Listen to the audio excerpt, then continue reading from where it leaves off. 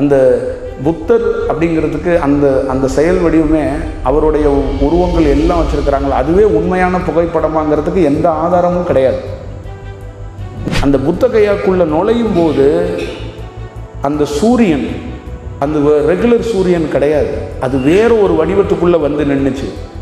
அந்த சூரியன் மலை வந்து வேறு மாதிரி மலை துளிகள் இல்லை, ஒரு பூ தூர மாதிரி அந்த மலை துளிகள். ஆயிரக்கணக்கான யோகிகள் உட்காந்து தவம் பண்ணி இந்த மலையில் ஒரு பெரிய ஆற்றலை விட்டுட்டு போய்கிட்டே இருக்கிறான். வருவதும் தவம் பண்ணுவதும் ஆற்றலை விடுவதும். பல பேர் உயிர் விழிச்சிருச்சுன்னா அந்த உயிர் வந்து நீங்கள் என்ன திரை போட்டு மறைச்சி வச்சுருந்தாலும் அது அப்பயே ஒரு யோகி தன்மையில் தான் இருக்கும்.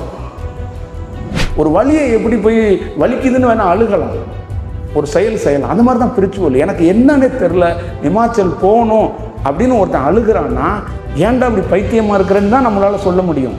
ஆனால் அதுக்குள்ளே இருக்கின்ற அந்த பெயினை வந்து யாரால் உணர முடியும்?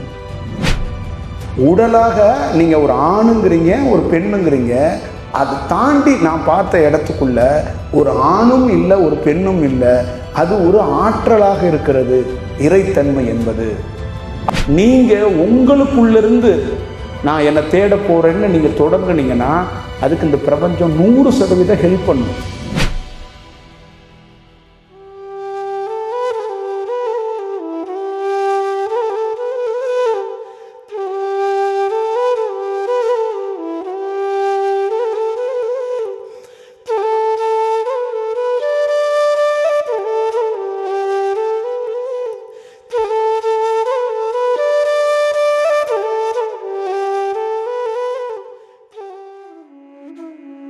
புத்தரை யாரை பற்றி வேணாலும் நீங்கள் பேசணும் அப்படின்னு நினச்சா ஒரு தேரியாக எடுத்து யார் வேணாலும் சொல்லிடலாம்.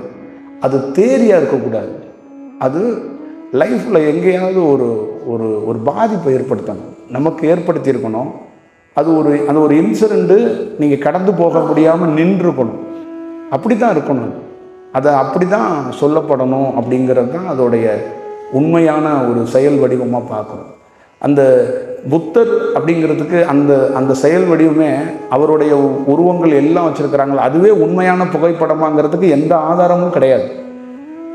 நீங்கள் அதுவே முதல் ஆதாரம் இல்லை, அப்புறம் அவர் தலையில் இருக்கிறத போய் அடுத்தது அவருடைய முகத்துக்கே இன்னும் வந்து ஒரு தெளிவான விளக்குறை இங்கே கிடையாது, ஒரு செயல் வடிவம் கிடையாது. அது வந்து என்னென்னா இங்கே ஒரு ஒரு ஒரு யோகியை பற்றி கேள்விப்பட்ட நிறைய செய்திகளை வச்சு யூக அடிப்படையிலே 10-15 புத்தகம் இருக்குது, 10 செயல் இருக்குது. நான் வந்து அவருடைய எல்லா இடத்துக்கும் நான் வந்து அந்த இடத்துங்களுக்கு போயிருக்கிறேன். அந்த இடத்துக்குள்ள நாம் பார்த்த அனுபவங்கள் பெரிய அனுபவங்கள், பெரிய ஒரு செயல் என்னன்னா, நான் ஒரு சாதாரண ஒரு ஆள் தமிழ்நாட்டில், நம்ம இங்கே தமிழ்நாட்டிலேருந்து சாதாரணமாக ஒரு இடத்துக்கு போகிறோம், காசிக்கு போகிறோம், காசிலேருந்து புத்தகையா போகிறோம். அந்த புத்தகையாவுக்கு ஒரு 3 மணி நேரம் காரில் வந்து பிரயாணம் பண்ணி அந்த ஊரில் போகிறோம், அவ்வளோதான் நம்ம சாதாரண ஆள். ஆனால் நம்மளை அந்த புத்தர் வரவேற்றார். அதுதான் மனிதராக இருக்கிற ஒருத்தர் வரவேற்க முடியலை. ஒரு தியானம் என்ன, தியானம்னா என்ன, ஒரு அனுபவம்னா என்ன அப்படிங்கிறதுக்கு அடையாளம் என்னன்னா, அந்த உயிர் சக்தியாக இருக்கக்கூடிய ஒரு செயல் ஒரு அனுபவம் பெற்றவனா வரவேற்றுச்சு. அந்த புத்தகையாக்குள்ள நுழையும் போது அந்த சூரியன், ஒரு சூரியன் வந்து அந்த ரெகுலர் சூரியன் கிடையாது, அது வேறு ஒரு வடிவத்துக்குள்ளே வந்து நின்றுச்சு. அந்த சூரியன் மலை வந்து வேறு மாதிரி மலை துளிகள் இல்லை, ஒரு பூ தூர மாதிரி அந்த மலை துளிகள். அந்த இடத்துக்குள்ளே உள்ள என்ட்ரன் போகும்போது நமக்கு என்ன உணர்த்துதுன்னா, உங்களை வரவேற்பதற்காக இந்த மலை துளியும் இந்த சூரியனும் இப்படிங்கிறது அது செய்யறது இல்லை, அது நமக்கு உணர்த்துறது. நம்ம உள்ள கால் எடுத்து வைக்கும்போது அதே நேரத்துக்குள்ள அந்த இடத்துக்குள்ள என்னன்னா மழை வர்றதுக்கான வாய்ப்பே இல்லை. அப்போ அந்த இடத்துக்குள்ள போகும்போது அங்கே ஒருத்தர் லைவ்ல ப்ரெசன்ட்ல இருக்கிறத நம்மளால உணர முடியுது. ஒருத்தர் இருக்கிறார் பக்கத்தில். அப்போ அந்த செயல், அந்த அனுபவம் இருக்குல்ல, அது வந்து ஒரு மிகப்பெரிய தாக்கத்தை ஏற்படுத்துச்சு அந்த இடத்துக்குள்ள.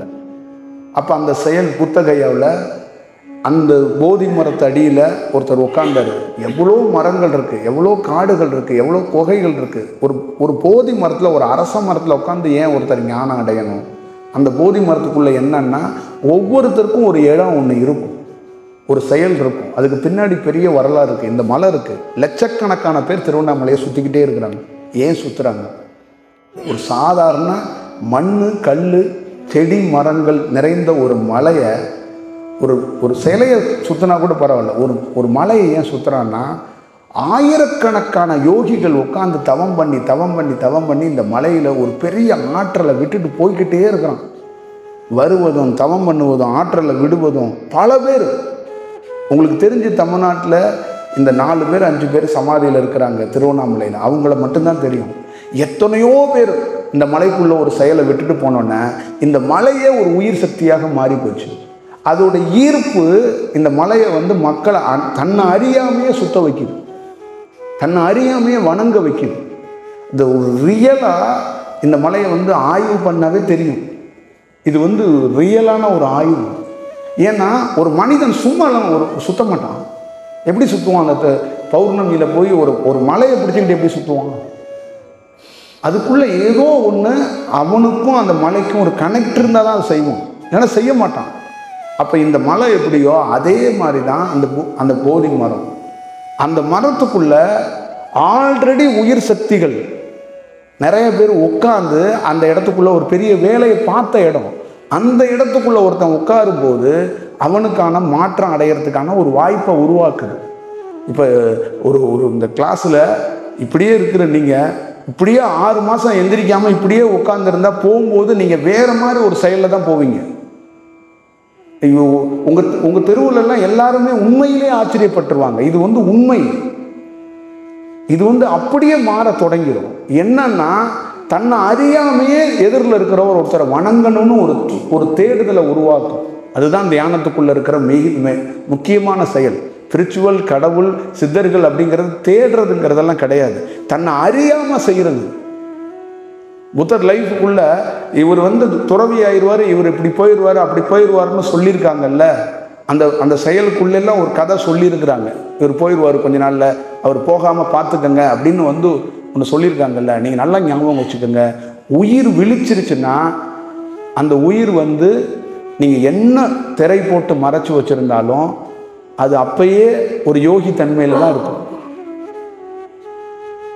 உயிர் விழிக்கலைன்னு வச்சுக்கீங்களேன். உயிர் விழிக்கலைன்னா ஒருத்தருக்கு என்ன சொன்னாலும் உள்ள இறங்கலை. கடவுள் இருக்கலாங்க, அது ஒரு நம்பிக்கைங்க, அது நம்ப ஒன்றும் இல்லைங்க அப்படின்னா அங்கே ஒன்றும் விழிக்கப்படலை. அது விழிச்சிச்சுன்னா அது என்னன்னா அதை நீங்கள் கண்ட்ரோல் பண்ண முடியாது. நீங்கள் சொன்னாலும் கேட்க மாட்டாங்க அவங்க. ஏமா அப்படி கோயிலுக்கெல்லாம் அலைஞ்சிட்டு இருக்கேன், எப்பா நீ உனக்கு தெரியாதுப்பா, நீ அமைதியாக இருப்பா, எனக்கு எல்லாமே அவரு தாப்பான்ருவாங்க. ஏன்னா அதுதான் விழிப்புங்கிறது.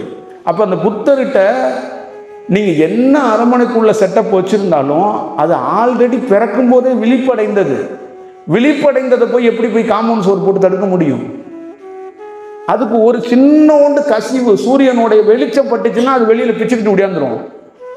இப்போ இதில் இருக்கக்குள்ள வாதியாரோ வெகு சிலர் நம்ம கூட பயணிக்கிறாங்கன்னா, வெளியில் திருவண்ணாமலையில் பார்க்குற எத்தனையோ ஸ்கூலோட கரஸ்பாண்ட் முக்கியமான பெரிய பெரிய முதலாளிகள்லாம் ஒரு வாத்தியார் படித்தவர் எதுக்கையா அப்படி வேதாத்திரி இந்த மாதிரி தியானம் இதெல்லாம் போயிட்டே இருக்கிறாங்க, இதுக்குள்ளே என்ன அப்படிங்கிறது என்னைக்காவது ஒரு நாள் போகலாம் வரலாம் அப்படிங்கிறது என்னன்னா அவங்க பேசலாம், அவங்க பார்க்கலாம். ஆனால் வாத்தியார் மாதிரி இதுக்கெல்லாம் அந்த உயிர் விழிச்சிருக்கு. அது உடல் பேச்சை கேட்காது, அது தன்னை அறியாமல் நடக்கும். என்ன நிஜம் இதுதான், இதை நோக்கி போகணும்னு அந்த உயிர் புஷ் பண்ணும், அது வழி நடத்தும், அது கூட்டிட்டு போகும்.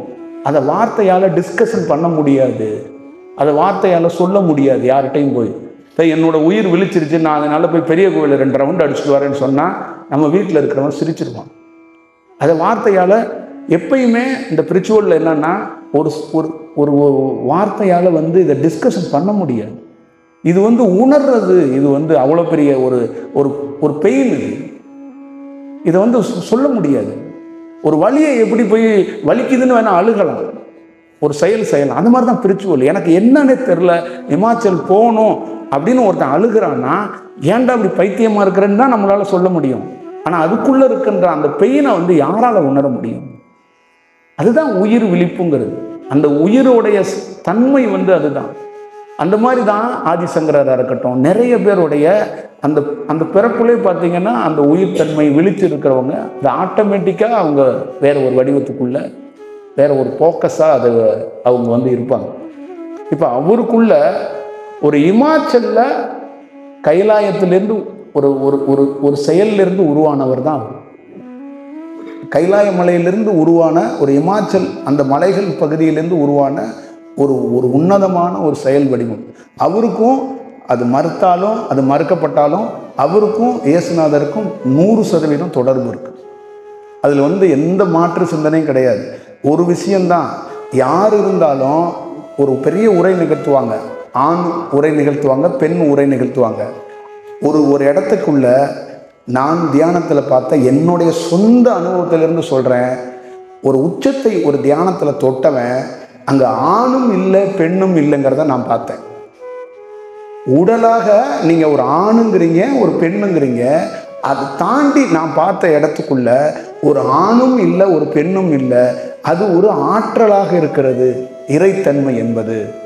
அப்போ ஆணுமே இல்லை பெண்ணுமே இல்லாத ஒரு ஆற்றலை பார்க்கவே முடியாது. நம்ம ஆணாவும் பெண்ணாவும் தான் இந்த உலகத்தில் மனிதனாக இருக்கிற எல்லா பேரும் பார்த்துக்கிட்டு இருக்கோம். அதுவே கண்டுபிடிக்க முடியாத நம்ம எப்படி போய் ஒரு மதத்தை கண்டுபிடிச்சிட முடியும்? ஒரு கிறிஸ்டியானிட்டியில் இருக்கிறவங்க ஒரு இஸ்லாத்தில் இருக்கிறவங்க பேசுவாங்க, நான் வந்து சிவத்தை வணங்குகிறேன், சிவத்தை நான் பார்க்குறேன், சிவத்தை பற்றி நான் பேசுகிறேன், முருகனை பற்றி பேசுகிறேன். எப்படிங்க நீங்கள் ஒரு கிறிஸ்டினாக இருந்துட்டு முருகனை பேசுகிறீங்க, சிவனை பேசுகிறீங்க, ஒரு இஸ்லாமியராக இருந்துட்டு எப்படி? இது பெருமிதம் இல்லை. நீ முதல்ல உன்னை நீ தேடிட்டேன்னு வச்சுக்குவே, உனக்குள்ள உன்னை அறிஞ்சிட்டேன்னு வச்சுக்குவே, அங்கே மதமே இல்லாமல் போயிடும். அதுதான் இந்த பிரச்சனை. சித்தர்கள் என்ன சொன்னாங்கன்னா, விமானம், டெலிஃபோனு, கரண்டு, கம்ப்யூட்டர்லாம் பார்க்கல, ஒரு மனிதன் தன்னை யாருன்னு முதல்ல கண்டுபிடி. இந்த லைஃப்ல வாழ்றதுக்கு முக்கியமானது எது தேவைன்னா, நீ யாருன்னு முதல்ல கண்டுபிடிச்சதுக்கு அப்புறம் தான் அடுத்த கண்டுபிடிப்புக்கே போகணும். ஒவ்வொரு சித்தனும் என்ன பண்றான்னா, முதல்ல தன்னை யாருன்னு கண்டுபிடிச்சிட்டு தான் நெக்ஸ்ட் ஸ்டெப்பே வைக்கிறான். ஒரு ஆசீர்வாதம் நம்ம போய் ஒருத்தர் தொடணும்னா முதல்ல நீ யாரு? ஆசீர்வாதம் அப்புறம் பண்ணலாம். ஆசீர்வாதம் பண்றதுக்கு என்ன ரீசன்? எதுக்காக ஆசீர்வாதம்? அப்போ புத்தர் என்ன பண்ண, தன்னை யாருன்னு கண்டுபிடிச்சிட்டு போதன அப்புறம் மாத்துறது. அப்போ எல்லா யோகியும் என்ன பண்ணா, அந்த பிரெயின்ல யோசிச்சுக்கிட்டே இருக்கும், ஐடியா வந்துகிட்டே இருக்கும். இந்த மனம் என்ன பண்ணும், ஒருநிலைப்படுத்த கூடாது. இன்னைக்கு சமயபுரத்துக்கு போயிடுவோம், நாளைக்கு மேல்மருவத்தூர் போயிடுவோம், அடுத்த நாள் திருத்தணிக்கு போயிடுவோம், அடுத்த நாள் வள்ளலாற்ற போயிடுவோம் அப்படின்னு இந்த மனசு சொல்லிக்கிட்டே இருக்கும். ஆனால் இந்த மூளை நல்ல நல்ல செயல்களை சிந்திச்சு சிந்திச்சு உங்கள் கையில் கொடுத்துக்கிட்டே இருக்கும். ஆனால் ஒருநிலைப்படுத்த முடியாது. அப்போ ஒரு மனிதன் தவம் பண்ணி அந்த நிலையை சரி செய்து அதை ஒழுங்குபடுத்தி ஒருநிலைப்படுத்துறதுக்கான ஒரு வாய்ப்பை உருவாக்கும் போது தன்னை யாருன்னு அவன் உணர்ந்தாதான் லைஃப்பை என்னங்கிறத ஒரு இடத்துக்குள்ளே போக முடியும். அப்போ கண்டுபிடிப்பு நிகழ்றதெல்லாம் ஒரு பெரிய கண்டுபிடிப்பு நிகழ்த்தலாம். எந்த கண்டுபிடிப்பை வேணாலும் இந்த உலகத்துக்குள்ளே நீங்கள் நிகழ்த்திடலாம், எந்த செயலை வேணாலும் நிகழ்த்திடலாம். ஆனால் உலகத்திலே சித்தர்களும் யோகிகளும் இந்த தவமும் என்ன சொல்லுதுன்னா, முதல்ல ஒன்றை யாருன்னு கண்டுபிடிச்சது, அதுக்கப்புறம் நீ இந்த உலகத்தில் எல்லா பொருளையும் கண்டுபிடிக்கலாம். முதல்ல நம்ம யார் அப்படிங்கிறது தான். நம்மளால் நமக்குள்ள நம்ம ஏன் பிறந்தோம், நம்ம ஏன் வாழ்கிறோம், நம்ம ஏன் சாக போகிறோம், நம்மளோட நோக்கம் என்ன? இப்போ இந்த பசங்க படித்து என்ன பண்ண போகிறாங்க? இந்த பசங்க படிக்கவே இல்லைன்னா என்ன நாடு புட்டுக்கிட்டு கீழே விழுந்துருமா என்ன? இந்த பசங்க படிச்சுட்டு அந்த நாடு வந்து மேலே பீக்குக்கு போயிருமா என்ன? அப்போ என்ன ரீசன்னு இந்த பசங்க தான் தேடணும். ஏன்டா நான் பிறந்தேன், ஏன்டா நான் வளர்ந்தேன், என்னடா செய்ய போகிறேன், 3 வேளை சோறு திங்கிறேன், நைட்டில் தூங்குறேன், காலையில் எந்திரிக்கிறேன், அதே விஷயம் நான் சாப்பிட்டதை வெளியேற்றுறேன், குளிக்கிறேன், திருப்பி ட்ரெஸ்ஸை போகிறேன், அதே வாத்தியார், அதே ஸ்கூலு, அதே காலேஜ், அதே செயல். என்ன செய்ய போகிறேன், இது இந்த லைஃபுக்குள்ளே என்ன இருக்குது அப்படிங்கிறத ஒருத்தன் தேடிட்டான்னா அவன் லைஃப் என்ன ஆகும்? அவன் தேட தேட தேட மூவ் பண்ணி அந்த பிரபஞ்சம் என்ன பண்ணுன்னா நெக்ஸ்ட் லெவலுக்கு கூட்டிகிட்டு போயிட்டே இருக்கும். இப்படி தான் ஒரு யோகியோடைய தேடுதல்.